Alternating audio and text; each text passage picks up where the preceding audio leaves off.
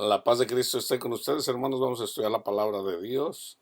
La iglesia protestante. Hay una pregunta que surge. Esta pregunta tiene ya, obviamente, ya como 500 años.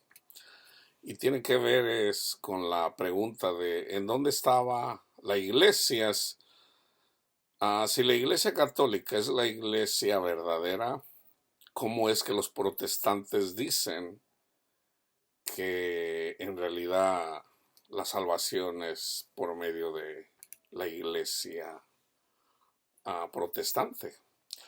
Esa pregunta es una pregunta muy válida, hermanos, y hay que contestarla. Tenemos que estudiar la palabra de Dios, tenemos que saber en realidad, primeramente, lo que es salvación. Sabemos que la iglesia, vamos a decir, protestante, comenzó con Martín Lutero a principios del siglo XVI. Entonces es obvio que a través de la iglesia protestante pues no puede haber salvación. Ahora, vamos a decir, es una respuesta lógica. Pero tengan en cuenta algo, hermanos. Aquí no se trata de ser salvos por ser miembros de un club. Lo voy a poner así, de un club. Tenemos que entender lo que es el evangelio, tenemos que entender lo que es la salvación, y para entender la salvación tenemos que entender lo que es la justificación. Ahora, tengan en cuenta que ya está profetizado que esto iba a pasar. La iglesia comienza obviamente con los 12 apóstoles, los que escogió Jesús, sabiendo que uno de ellos era hijo del diablo, Judas. Él se perdió. Él creyó que Jesús era el Mesías, es la pregunta. Pero él amó más el dinero que al Mesías. Entonces, vamos a estudiar la palabra de Dios para saber en dónde ha estado la verdadera iglesia. Ok, esa es una pregunta válida y hay que contestarla. Entonces hay personas que dicen, no, pues yo me voy a ir a la iglesia católica porque esa es la verdadera, es la más antigua. Entonces, muchos toman esa decisión. Eso hace saber que en realidad la persona no entiende el evangelio. ¿Ok? Ahora fíjense bien lo que dijo Jesús. Jesús dijo que iba a haber falsos profetas. Entonces, ¿cómo reconocemos a los falsos profetas? Por sus frutos los conoceréis. Fíjense, Jesús dijo, por sus frutos los conoceréis. Entonces, en esto conocerán que son mis discípulos, que se aman los unos a los otros. Fíjense bien.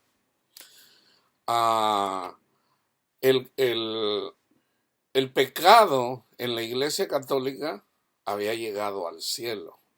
¿Ok? Había mucho libertinaje, más o menos como lo que está pasando en nuestros días.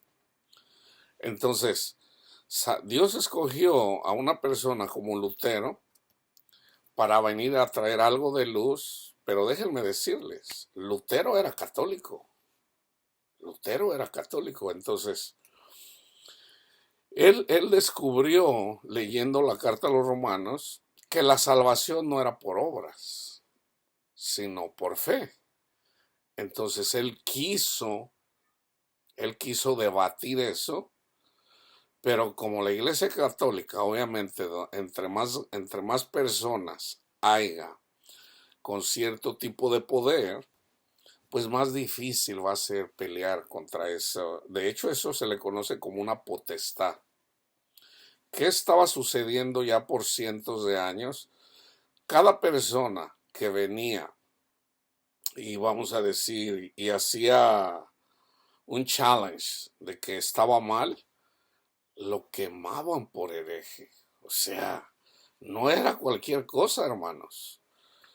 Lo que estaba haciendo la Iglesia Católica, obviamente, No, no era de Dios, hermanos. Eso no es de Dios. ¿Ok?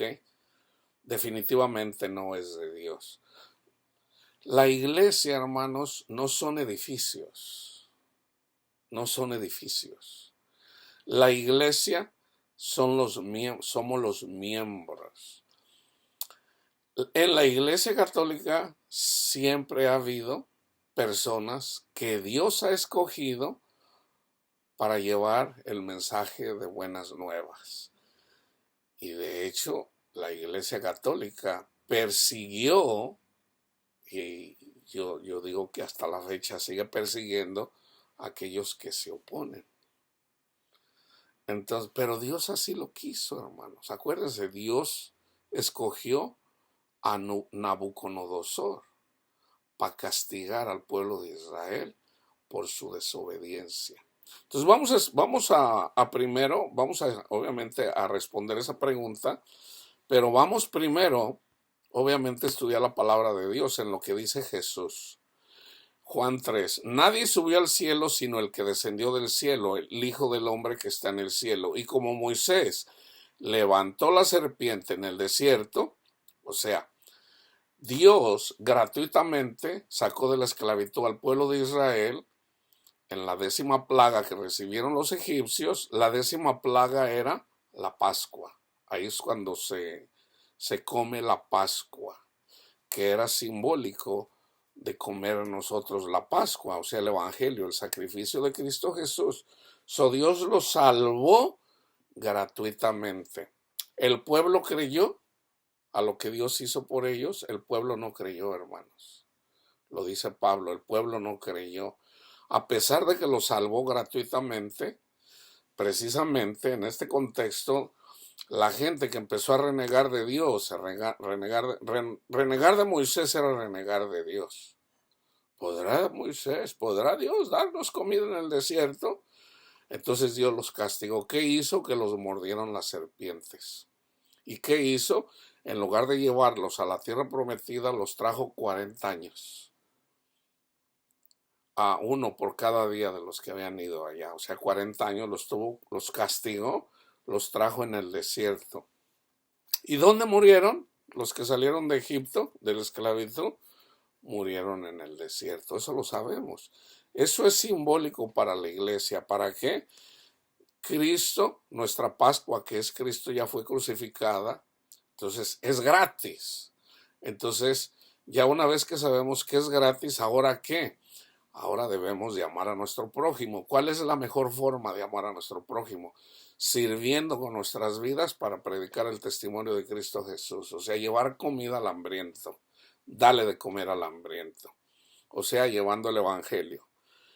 Entonces, aquí dice, por escritura de Juan, palabra de Jesús, y como Moisés levantó la serpiente en el desierto, aquellos que los mordían las serpientes, decían, ok, levanten una serpiente, era una serpiente de bronce, y el que la miraba, sanaba. Esa serpiente de bronce es figura de Cristo. No que Jesús sea Satanás, no. Jesús fue el Cordero de Dios, pero Jesús se hizo serpiente, o sea, Jesús cargó con los pecados de la humanidad. Por ejemplo, cuando Jesús vino y salvó a los leprosos, Jesús cargó la lepra de esa persona, o sea, el castigo. Jesús cargó todos los pecados de la humanidad. Entonces Jesús en la carne fue maldito porque llevó nuestra maldición. Por eso es serpiente. Entonces todo el que mira a Jesús en la cruz colgado en un madero, él se hizo maldito por amor a nosotros. ¿Ok? ¿Qué es lo que está diciendo aquí? Fíjense lo que dice. Así es necesario que el Hijo del Hombre sea levantado como la serpiente, para que todo aquel que en él cree no se pierda, mas tenga vida eterna. Porque fíjense, porque de tal manera amó Dios al mundo que ha dado a su Hijo unigénito, para que todo aquel que en él cree no se pierda, mas tenga vida eterna. Fíjense bien aquí, porque no envió Dios a su Hijo al mundo para condenar al mundo, sino para que el mundo sea salvo por él. Yo les quería dar el contexto. Este es el versículo que quiero tomar aquí para entender la salvación. ¿Ok? El que en él cree no es condenado. Ahí está la salvación. El que en él cree no es condenado. Pero el que no cree ya ha sido condenado. Porque no ha creído, aquí está, en el nombre del unigénito Hijo de Dios. Jesús viene y se presenta no como Dios, no como Dios, hermanos, como el Hijo de Dios.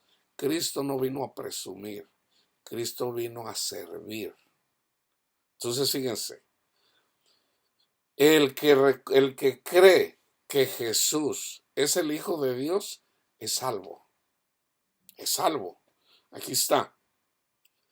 Y esta es la condenación, que la luz vino al mundo, Jesús el Hijo de Dios, y los hombres amaron más las tinieblas que la luz porque sus obras eran malas. ¿Cuál es la obra más mala? No creer que Jesús es el Hijo de Dios. Porque todo aquel que hace lo malo aborrece la luz y no viene a la luz para que sus obras no sean reprendidas. Mas el que practica la verdad viene a la luz, o sea, viene a Jesús, para que sea manifiesto que sus obras son hechas en Dios. Entonces, aquí dice Juan que el que cree que Jesús es el Hijo de Dios es salvo. Ahora fíjense bien, ¿ok?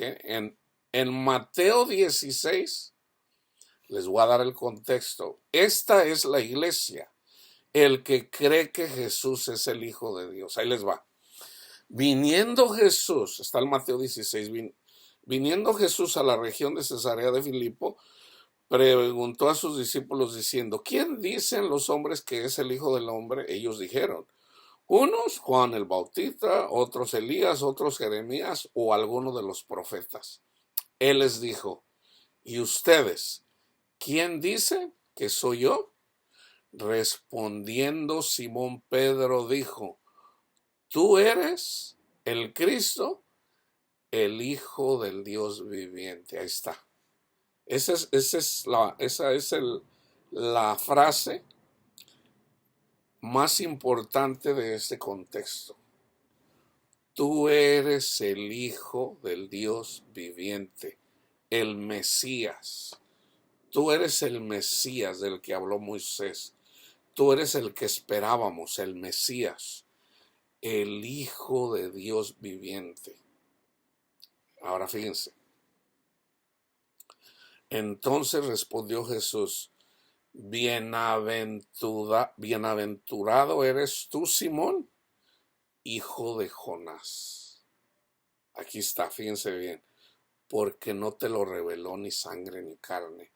O sea, ningún hombre te reveló esto. Mi Padre te reveló que yo soy el Hijo de Dios. Fíjense bien, mediten esto muy bien, hermanos. Pídanle al Señor que les dé entendimiento para entender esto. Por esta razón, la iglesia está dividida. Fíjense bien. No te lo reveló carne ni sangre, sino mi Padre, que está en los cielos. Y yo también te digo que tú eres Pedro, y sobre esta roca, no en Pedro, lo que dijo Pedro, que Jesús era el Hijo de Dios. ¿Y quién se lo reveló a Pedro? Nuestro Padre Dios. Ok.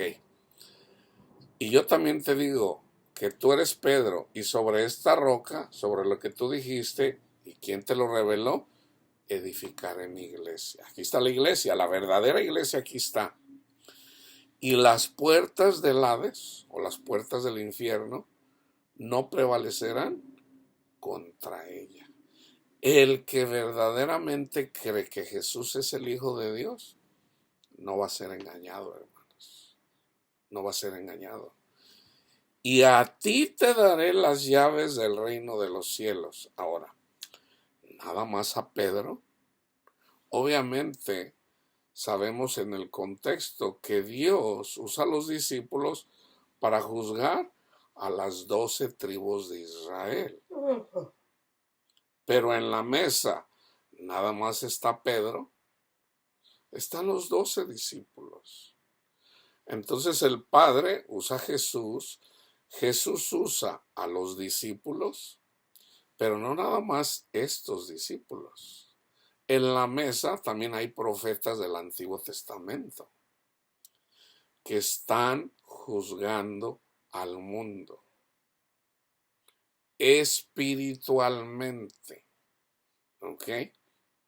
Acuérdense que el Padre es uno, Jesús es uno, los discípulos eran 12, pero eventualmente son uno. El Padre uno, Jesús uno, todos sus discípulos son unos, todos los discípulos de Cristo, todos los ángeles es un solo cuerpo. Ahí está la verdadera unidad.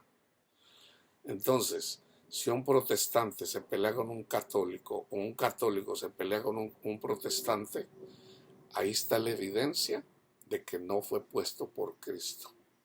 Fíjense bien, fíjense bien. ¿Los católicos son salvos? Esa es la pregunta. ¿Los protestantes son salvos? Aquí vemos que la salvación es a través del que crea que Jesús es el Hijo de Dios. ¿Ok? Entonces fíjense. Y a ti te daré las llaves del reino de los cielos, y todo lo que atares en la tierra será atado en los cielos, y todo lo que desatares en la tierra será desatado en los cielos. ¿Cómo es la llave?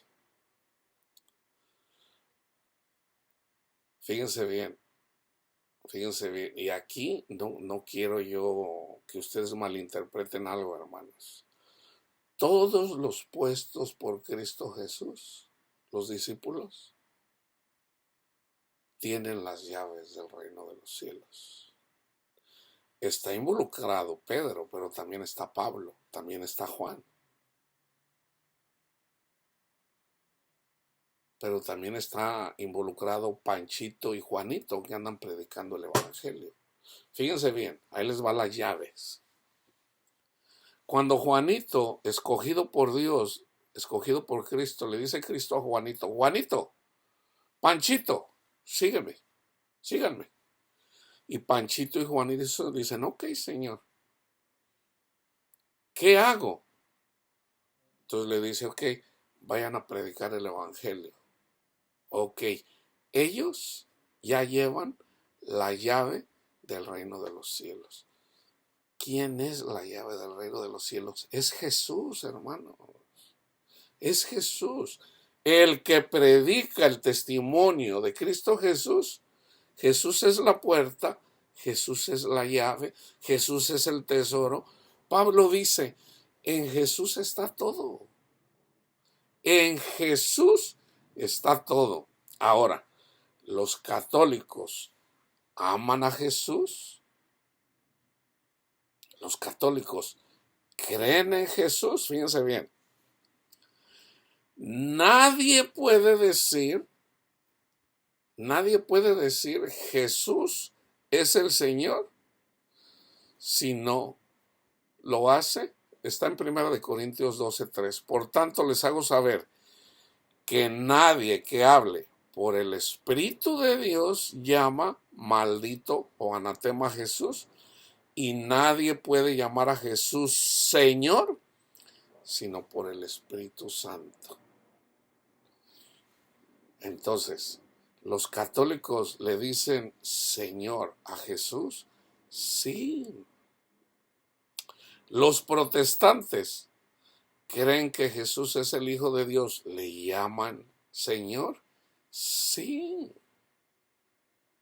Ahora está el versículo: los demonios también creen y tiemblan. Entonces, ¿qué falta ahí? Ahí falta algo. Ya se los dije ahorita en Juan 3. Los hombres amaron más las tinieblas que la luz. ¿A qué vino Jesús? Él cumplió la ley. Estaba profetizado que se iba a hacer un nuevo pacto. En el nuevo pacto dice, no hay necesidad de que nadie le diga conoce al Señor, porque yo mismo, dice, esto lo está diciendo el Señor, yo mismo les enseñaré quién es Dios. Les pondré mi ley en su mente y en su corazón. O sea, el Espíritu Santo. El que tiene el Espíritu Santo y tiene cuidado del Espíritu Santo, el Espíritu Santo nos dice que adoremos, que amemos, que honremos a Jesús. Si llevamos una vida carnal o de religiosidad, somos carnales. Tenemos que llevar una vida espiritual. Eso lo explica Pablo una y otra vez, y otra vez, y otra vez. En todas las cartas Pablo habla de eso. Entonces, los católicos, cuando escuchan el testimonio de Cristo Jesús, ahí está el Evangelio. Pero, cuando ponen las ordenanzas como iglesia, ¿ok?, de qué era lo que se tenía que hacer, ahí es en donde hierran, hermanos. O sea, el catolicismo en sí es falsa doctrina. Es falsa doctrina. En el protestantismo también hay falsa doctrina. Entonces, fíjense bien, en los edificios católicos se habla de Jesús. En la iglesia de los protestantes se habla de Jesús. Entonces, ¿quién es iglesia? ¿Quién es la verdadera iglesia? Al que Dios le abre el entendimiento de quién es el Hijo de Dios. No todos los que se congregan creen que Jesús es el Hijo de Dios. No todos lo creen. ¿Por qué no todos lo creen? Juan da un ejemplo. ¿Tú crees en Dios? Sí. ¿Tú dices que amas a Dios? Sí, yo amo a Dios. ¿Cómo puedes decir que amas a Dios al que no has visto cuando no puedes amar a Panchito, al que sí ves? O sea, la evidencia de creer, la evidencia verdadera de ser un verdadero creyente es el que ama a su prójimo. Esa es la evidencia del que ama a su prójimo. Ese es el verdadero creyente. Entonces, una persona que no cree en Jesús no puede amar a su prójimo, hermanos. ¿Por qué? Porque el amor de Dios no está en él. Entonces, si uno se enfoca en la doctrina católica, o sea, en el catecismo, es la doctrina católica, si uno asume porque es la más antigua, y déjenme decirle, no es la más antigua. La iglesia ortodoxa venía a la par con la iglesia católica. La iglesia se dividió. Se le conoce como el sigma. La iglesia del oriente y la iglesia de acá, la del este y la del oeste. La iglesia ortodoxa y la iglesia católica son similares. Casi en todo, no en todo, pero casi en todo, predican lo mismo. Tienen su propio papa, es muy parecida es casi idéntica, casi. Sí hay algunas diferencias. Pero la iglesia cóptica, entonces fíjense la hipocresía de los cristianos, ¿eh?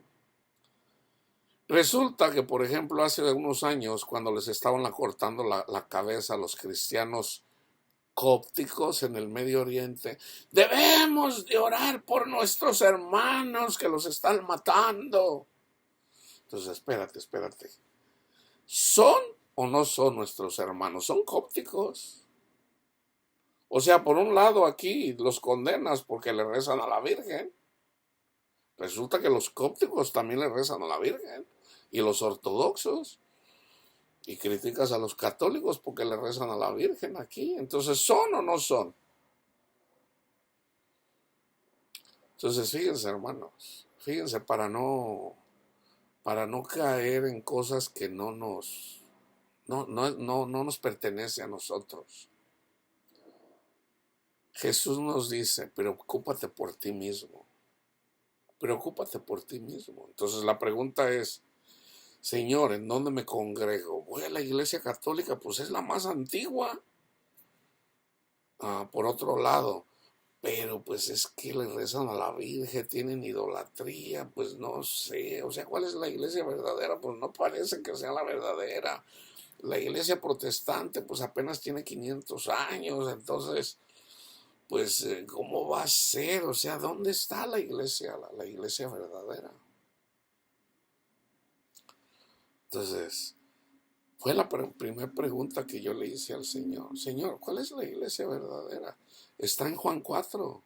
Jesús se lo dijo a la mujer samaritana. Los samaritanos adoraban a Dios en Samaria. Los judíos en Jerusalén, en el templo. Jesús dijo, la hora viene y ya es, Jesús ya había venido, cuando los verdaderos adoradores adorarán al Padre en espíritu y en verdad. Ahora, el espíritu del Padre nadie lo ha visto, pero el espíritu del Padre estaba con Cristo. El que veía a Cristo veía al Padre. Entonces, por ejemplo, cuando Cristo sanó a 10 leprosos, les dijo vayan al templo. Y mientras ellos iban, fueron sanados. Pero de los 10 solamente regresó uno. Señor, sané. Y le dice Jesús, ¿qué no eran 10 los que iban? ¿En dónde están los otros? Solamente vino uno a dar gracias. ¿Y qué pasó con ese que regresó? Adoró a Jesús. En Jesús está el Padre. Entonces, Jesús se dejó adorar en espíritu y en verdad. Nosotros ya sabemos quién es Jesús. Si tú ya eres creyente y ya el Espíritu Santo te abrió el entendimiento de quién es Jesús, nosotros sabemos quién es Jesús. Pero el Evangelio es al que crea que Jesús es el Hijo de Dios, no que es Dios.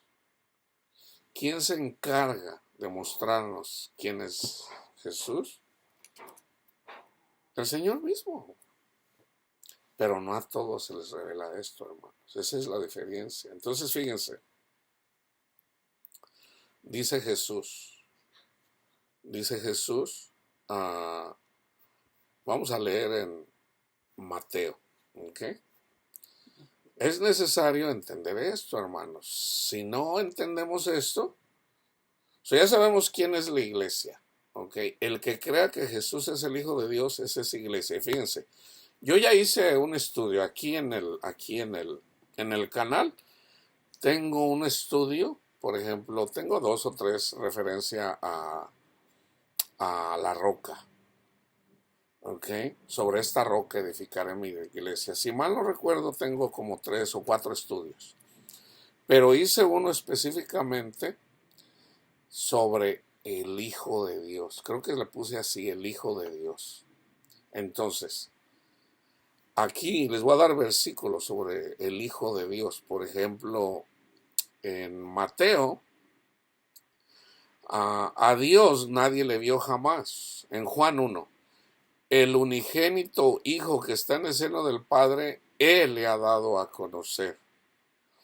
1:34. Y yo le vi y he dado testimonio, decía Juan Bautista, de que era, de que Jesús es el Hijo de Dios. Entonces, si nosotros observamos, hermanos, por ejemplo, el Mateo, el mismo Satanás lo retó a eso. Si eres el Hijo de Dios, manda que estas piedras se conviertan en pan. Entonces, fíjense bien. Mateo 26. El sumo sacerdote le preguntó, te conjuro por el Dios viviente que nos digas si tú eres el Mesías, el Hijo de Dios. Vayan y vean el contexto. Ahora, se burlaron de Jesús cuando lo colgaron en la cruz. En Mateo 27:40, tú que derribas el templo y en 3 días lo reedificas, sálvate a ti mismo. Si eres el Hijo de Dios, desciende de la cruz. Se burlaron de él. Cristo reconstruyó el templo en 3 días. Jesús no está cotorreando, hermanos. Jesús no está payaseando. Jesús, cuando dijo destruyan este templo y yo lo reconstruyo en 3 días, ya estaba escrito en el Antiguo Testamento que iba a tomar 3 días. Cuando Cristo resucitó, construyó el templo, el nuevo templo. O sea, resulta que el nuevo templo somos nosotros los creyentes. Dice Pablo, ¿qué no saben que ustedes son el templo de Dios? O sea, nuestra mente y nuestro corazón. O sea, cuando escuchamos el testimonio de Cristo Jesús, recibimos el Espíritu Santo. Cuando recibimos el mensaje del testimonio de Cristo Jesús, no todos creen en el mensaje. No todos creen el Evangelio. Vayan y vean, por ejemplo, cómo predica el Evangelio Esteban en el libro de los Hechos. Vayan y vean cómo predicó Pedro el Evangelio en Hechos 2. Vayan y vean cómo predicó el Evangelio Pedro en Hechos 10 a Cornelio y los que estaban con él. Ese es el testimonio de Cristo. Ahora, les voy a dar uno en el libro de los Hechos para que vean, o simplemente para confirmarles. Fíjense, por ejemplo, en Juan 6. Y nosotros hemos creído y conocemos que tú eres el Cristo, el Hijo del Dios viviente. Juan dice, Juan 20:31, pero estas se han escrito para que crean que Jesús es el Mesías, el Cristo, el Hijo de Dios. Y para que creyendo tengan vida en su nombre, tengan vida eterna. Y tener vida eterna es conocer al Padre. Ahí está la salvación. Ahí está la salvación. Si tú crees que Jesús es el Hijo de Dios, tú eres salvo. Pero debes de permanecer en eso. Entonces, fíjense bien. El que crea que Jesús es el Hijo de Dios es salvo. Entonces, en Hechos 8, que es donde está una persona que viene de África, de Etiopía, viene leyendo Isaías. Entonces el Espíritu Santo le dice a Felipe, ve allá, acércate al Etiopía y compártele el Evangelio. Entonces, oye, ¿entiendes lo que lees? Dice, no, pues si nadie me explica esto, ¿cómo voy a entender? Entonces, tomando de ahí, de Isaías, si mal no recuerdo era Isaías 53 o 63, no recuerdo el contexto, pero era obviamente donde Jesús iba a venir y él iba a hacer él iba a llevar nuestras enfermedades, nuestros dolores. Entonces él toma la profecía y viene y le da el Evangelio. Entonces le dice, mira, ya hay agua, ¿por qué no me bautizas ahí? Y le dice, ¿tú crees? Sí, dice, yo creo. Yo creo que Jesús es el Hijo de Dios. Fíjense, yo nada más tomé el versículo 8:37. Felipe dijo, si crees de todo corazón, bien puedes. Y respondiendo dijo, creo que Jesús o Jesucristo es el Hijo de Dios. Y ahí lo bautizó. Y se fue. ¿Qué necesitó? Por ejemplo, él no dijo, no, pues ¿quién le va a ir a enseñar al Etiopía? Vamos a decir que era Panchito. ¿Quién le va a ir a enseñar a Panchito allá en Etiopía? Pues Dios mismo, hermano. Él simplemente creyó el Evangelio.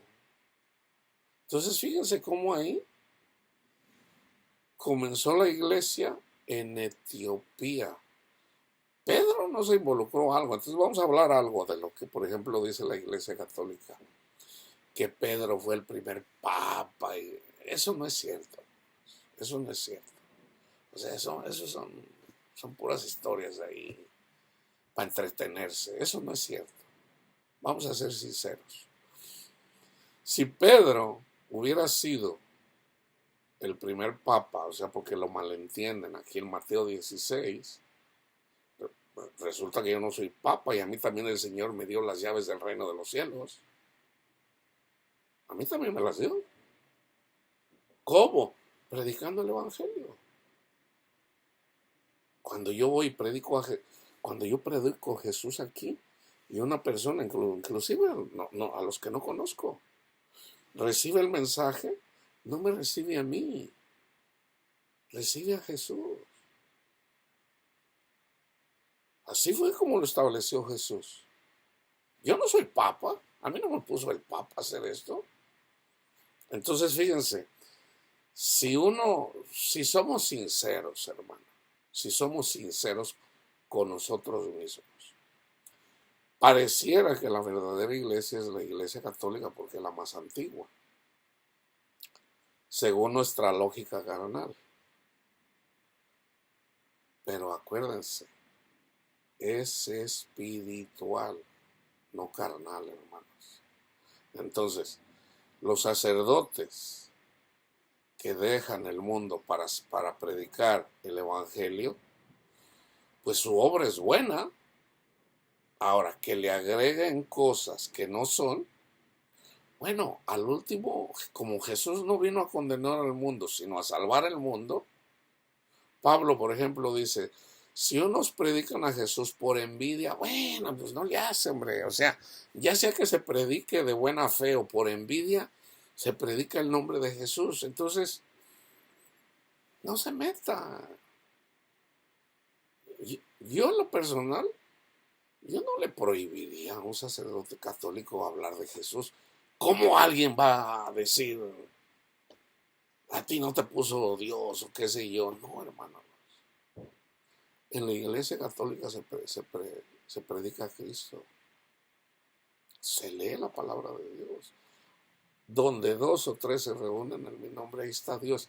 Entonces, ¿cómo alguien puede decir que ni en la iglesia protestante son salvos o los católicos son salvos? Es Dios el que abre el entendimiento en relación al Evangelio. Y es Cristo quien llama a que le sirvan. Ahora también muchos son llamados y pocos los escogidos. Entonces fíjense, si el etíope creyó que Jesús era el Hijo de Dios, ¿cómo se recibe el Espíritu Santo? Vayan y lean Hechos 10. No se trata de religiosidad, hermano. El Espíritu Santo se recibe cuando recibes el Evangelio, así como lo recibió. Vayan y háganse esta pregunta. ¿Cómo recibió Cornelio el Espíritu Santo? Vayan y lean Hechos 10. ¿Cómo lo dice Pablo? ¿Recibieron el Espíritu por las obras de la ley o por escuchar el Evangelio? El Espíritu Santo se recibe por escuchar el Evangelio. El Evangelio son las buenas nuevas de salvación. El problema es de que Satanás siempre anda buscando cómo robarnos lo que escuchamos. Y Jesús lo explica en la parábola del sembrador. Entonces, fíjense, hermanos. Ya estudiamos la confesión de Pedro. Ya miramos Juan 3. Ahora vamos a mirar Mateo 5. En el 17 viene y habla de las bienaventuranzas. Lean todo el capítulo 5. ¿Ok? Fíjense, no piensen que he venido a abrogar la ley o los profetas. O sea, no piensen que yo vine a borrar lo que dijeron los profetas o lo que está escrito en todo el libro de la ley. Yo no vine a quitar eso. Fíjense, Él vino a cumplir lo que dijeron los profetas, lo que hicieron los profetas y lo que está en la ley. Porque de cierto les digo que hasta que pasen el cielo y la tierra, ni una jota, o vamos a decir, ni una coma, un puntito, pasará de la ley hasta que todo se haya cumplido. Ahora, Él obedeció, cumplió, dio su vida hasta la muerte. De manera que cualquiera que quebrante uno de estos mandamientos muy pequeños y así enseñe a los hombres, muy pequeño será en el reino de los cielos. Fíjense bien, Pedro fue el primer papa, fíjense lo que dice Jesús. Mas cualquiera que los haga y los enseñe, este será llamado grande en el reino de los cielos. ¿Quién cumplió la ley? Jesús. Fue el único que la cumplió. Entonces, como Jesús ya la cumplió, lo único que tenemos que hacer es hacernos un solo espíritu con Jesús y hacer lo mismo con el prójimo. O sea, predicarle la ley a la gente a través de Jesús. O sea, cuando yo le hablo a Panchito y a Juanito del testimonio de Jesús, de cuánto nos ama nuestro Padre Dios, a través de Cristo Jesús, ahí está la prueba. Entonces, Panchito y Juanito, reciben la bendición la misma que yo recibí gratuitamente. Entonces, fíjense, porque yo les digo que si vuestra justicia no fuere mayor que la de los escribas y fariseos, no entrarán en el reino de los cielos. La justicia de los escribas y fariseos era carnal. Jesús vino a cumplir la ley espiritual. Esa es la diferencia, hermanos.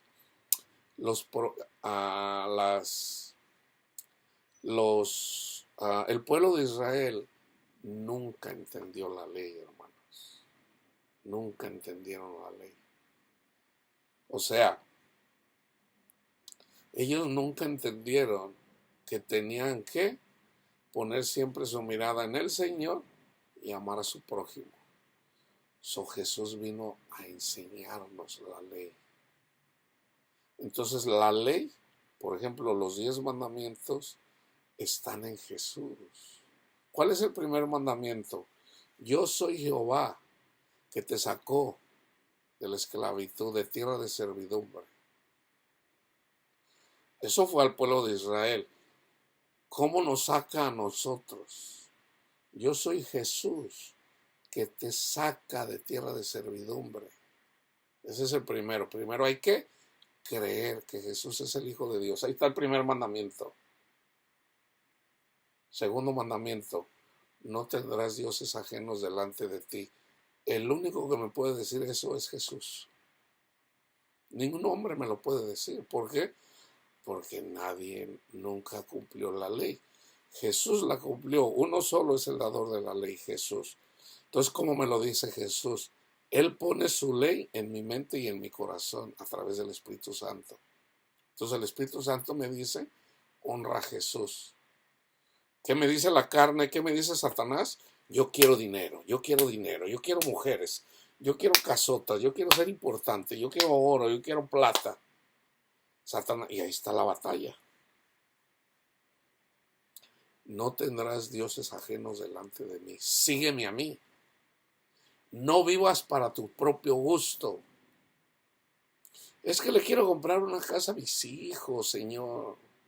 El que ama más a sus hijos que a mí no es digno de mí. Sígueme a mí. Ok, Señor, yo te sigo. ¿Qué hago? ¿Qué hago? Usualmente es compartir su palabra, hermanos. Usualmente trabajen por la comida que perdura, no la que se echa a perder. Entonces, un sacerdote católico, ¿qué hace? Renuncia, hermanos. Renuncia a tener una mujer.